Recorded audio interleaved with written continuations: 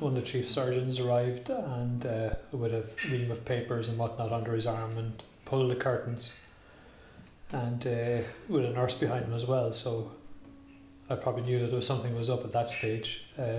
But he very politely told me straight up that I had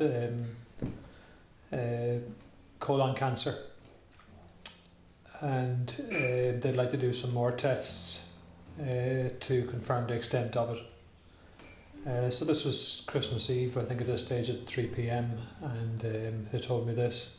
So obviously not very nice news, but it was sharp and it was to the point, and I asked them how long I had left and how many years I had left, and they couldn't answer the question, and I asked them then how many months I had left, and they then said yes, it was a matter of months, but they didn't know, maybe 3-4 months, something like that. So the cancer was found to originally stem from my colon and then metastasized or spread to my liver and also to my nodes. My colon was pretty much okay, but my liver was pretty much in pieces as regards tumour loading. So that was the most worrisome or fearful point, was that liver being a major organ had to be looked after.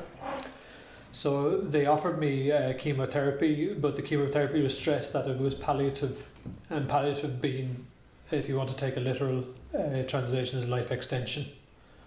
So by saying that they would give me chemotherapy, couldn't say how long it would prolong my life by.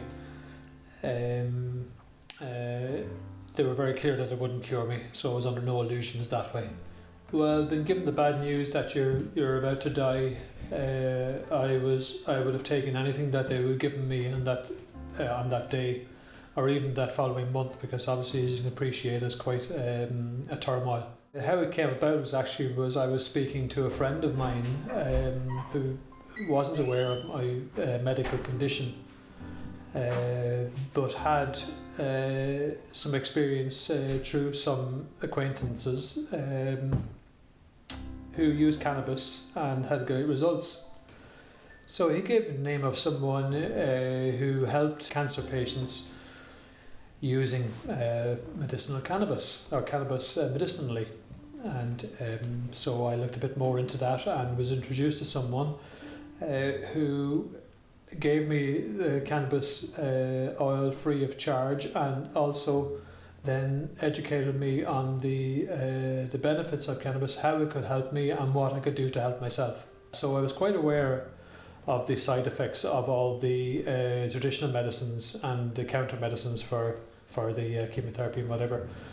So I had a good experience of it at this stage. So eventually I introduced the cannabis oil slowly at first, because I obviously hadn't used it before and was a bit nervous about it. So I started using it, eventually used it a little bit more. Eventually it came to a position where I was able to drop all the counter medicines that had been given to me for the chemotherapy.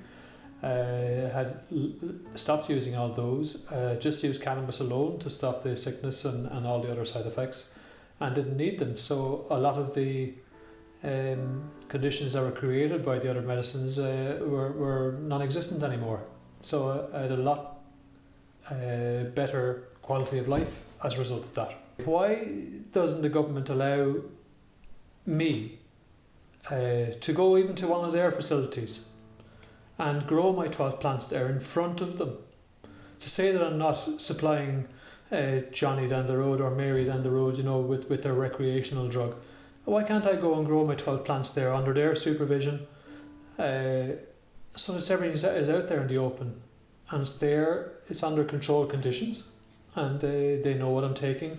Let me take it home and let me treat myself for whatever time I have left on this earth. If cannabis doesn't cure cancer, it damn well makes me feel okay while I have it. So what's wrong with that?